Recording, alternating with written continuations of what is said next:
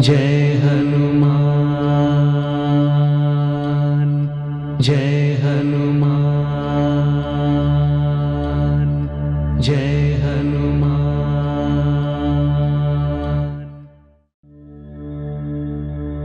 श्री गुरु चरण सरोज रज निज मन मुकुर सुधारी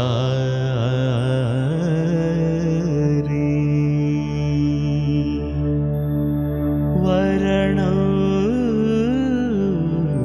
रघुवर विमल यश जोदायक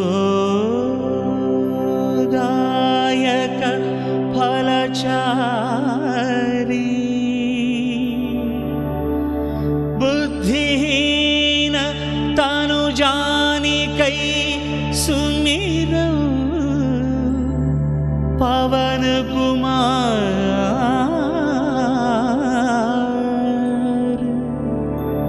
बल बुद्धि विद्या देह मोहि हरहु कलेश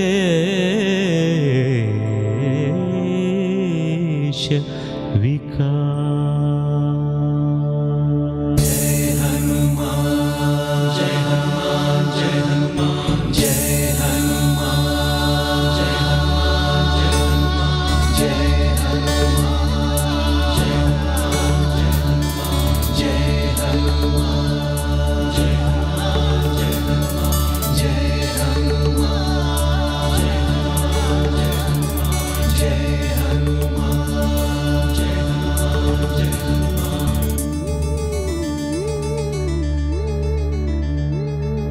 जय हनुमान ज्ञान गुण सागर जय कपीश तिहुलोक उजागर।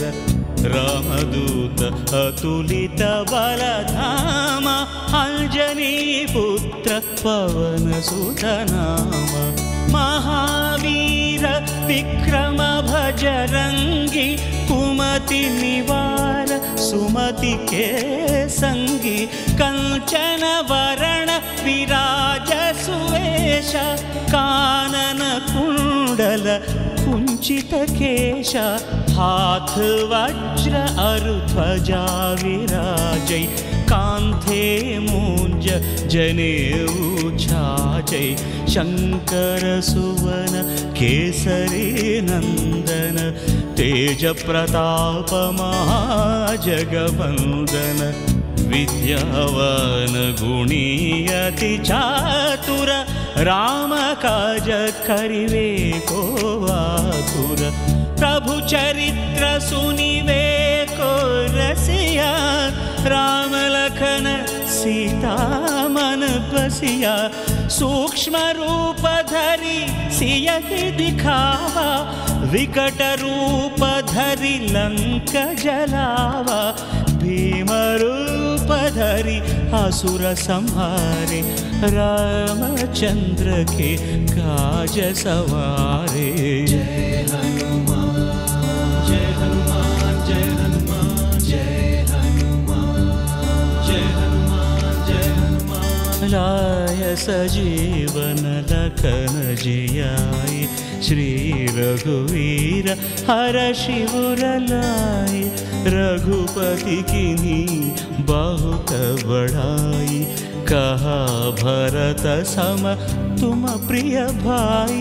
सहस वदन तुमरो यश गावै अस कहि श्रीपति कंठ लगावै। सनकादिक ब्रह्मादि मुनीशा नारद शारद सहित ईशा। यम कुबेर दिगपाल जहाँते कवि कोविद कहि सकै कहाँते। तुम उपकार सुग्रीव ही कीन्हा राम मिलाय राजपद दीन्हा। तुम्हारो मंत्र विभीषण माना लंकेश्वर भय सब जग जाना। युगसहस्रयोजन परभानु लील्योताहि मधुरफलजानु प्रभुमुद्रिका मेलिमुखमाहि जलधि लांघि गए अचर जनाहि दुर्गम काज जगत के जेते सुगम अनुग्रह तुम्हारे देते। जय हनुमान जय हनुमान जय हनुमान जय हनुमान जय हनुमान। राम दुआरे तुम रखवारे होत न आज्ञा बिनु पैठारे सब सुख लहे तुम्हारी शरण तुम रक्षक काहू को डरना आपन तेजी सम्हारो आपै तीनों लोक हाँकते कांपे भूत पिशाच निकट नहीं आवै महावीर जप नाम सुनावै नासै रोग हरै सब पीरा जपत निरंतर हनुमत वीरा। संकट ते हनुमान छुड़ावै मन क्रम वचन ध्यान जो लावै सब पर राम तपस्वी राजा तिनके काज सकल तुम साजा। और मनोरथ जो कोई लावै तासु अमित जीवन फल पावै चारों युग परताप तुम्हारा है परसिद्धि जगत उजियारा। साधु संत के तुम रखवारे असुर निकंदन राम दुलारे।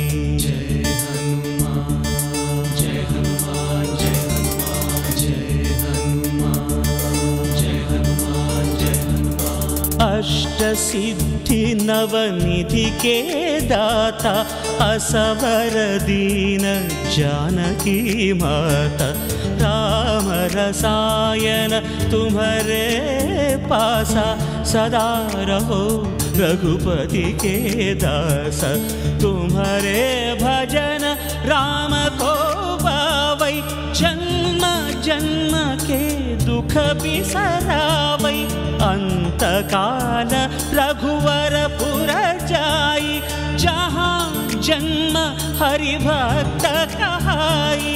और देवता चित्तन धरई हनुमत से सर्व सुख करई संकट हटई मिटई सब पीरा जो सुमिरई हनुमत बलवीरा। जय जय जय हनुमान गोसाई कृपा करो गुरुदेव की नाई। यह शतवार पाठ कर जोई छूट ही बंदी महासुख होई। जो यह पढ़ई हनुमान चालीसा होय सिद्धि साखी गौरीसा। तुलसीदास सदा हरि चेरा की जयनाथ हृदय मह डेरा। राम लक्ष्मण जानकी जय बोलो हनुमान की। राम लक्ष्मण जानकी जय बोलो हनुमान की। राम लक्ष्मण जानकी जय बोलो हनुमान की। राम लक्ष्मण जानकी जय बोलो हनुमान की। राम लक्ष्मण जानकी जय बोलो हनुमान की। राम लक्ष्मण जानकी जय बोलो। पवन तनय संकट हरन मंगल मूर्ति रूप राम लखन सीता सहित हृदय बसहु सुरभूप सुरभूप।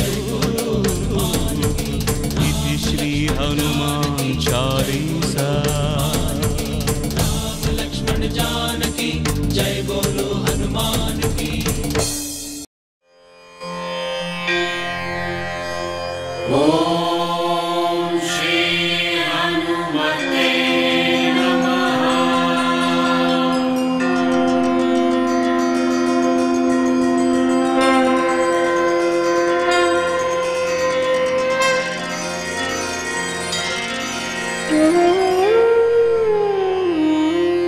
पंचमुख हनुमत कवचम।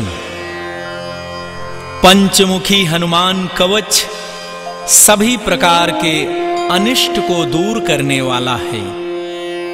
इसके नियमित पाठ से सभी प्रकार के रोग और कष्ट दूर होते हैं।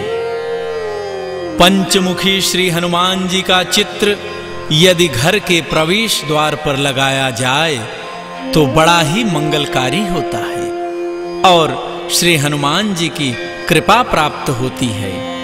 भक्तजनों, आइए पंचमुखी श्री हनुमान जी के कवच का पाठ करते हैं।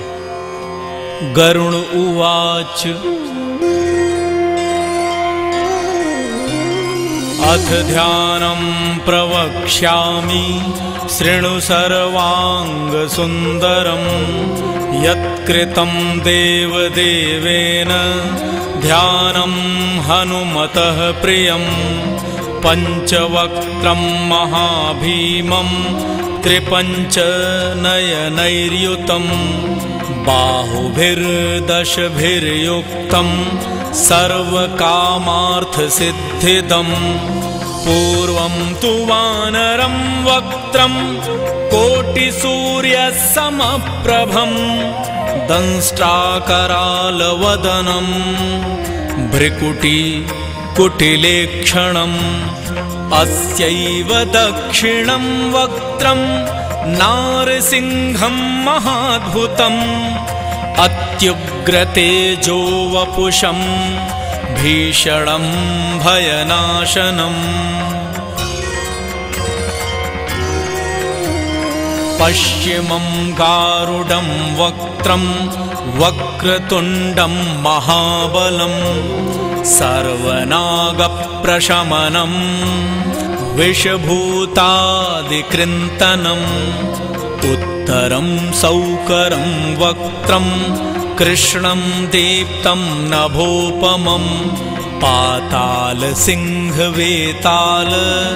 ज्वररोगादिकृन्तनम् ऊर्ध्वं हयाननं घोरं दानवान्तकरं परं येन वक्त्रेण विप्रेन्द्र तारकाख्यं महासुरं जघान शरणं तत्स्यात् सर्वशत्रुहरं परं ध्यात्वा पंचमुखं रुद्रं हनुमन्तं दयानिधिम्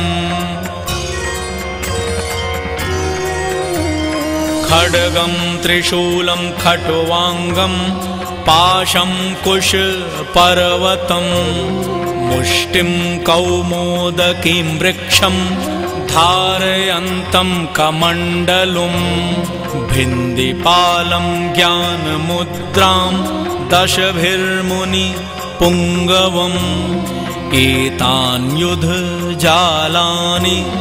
धारयन्तं भजाम्यहम् प्रेतासनोपविष्टं तं सर्वाभरणभूषितं दिव्यमाल्याम्बरं धरं दिव्यगन्धानुलेपनम्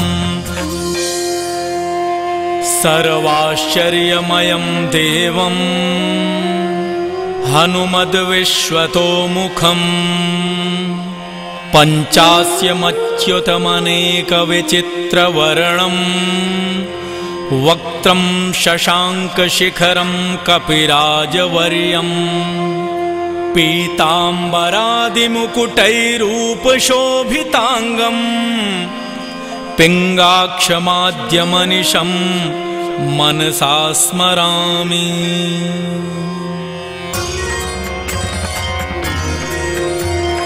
मर्कटेशं महोत्साहं सर्वशत्रुहरं परं शत्रुसंहार मां रक्ष श्रीमन्नापदमुद्धर ॐ हरिमर्कटमर्कटमन्त्रमिदं परिलिख्यति लिख्यति वामतले यदि नश्यति नश्यति शत्रुकुलं यदि मुञ्चति मुञ्चति वामलता इदं कवचं पठित्वा तु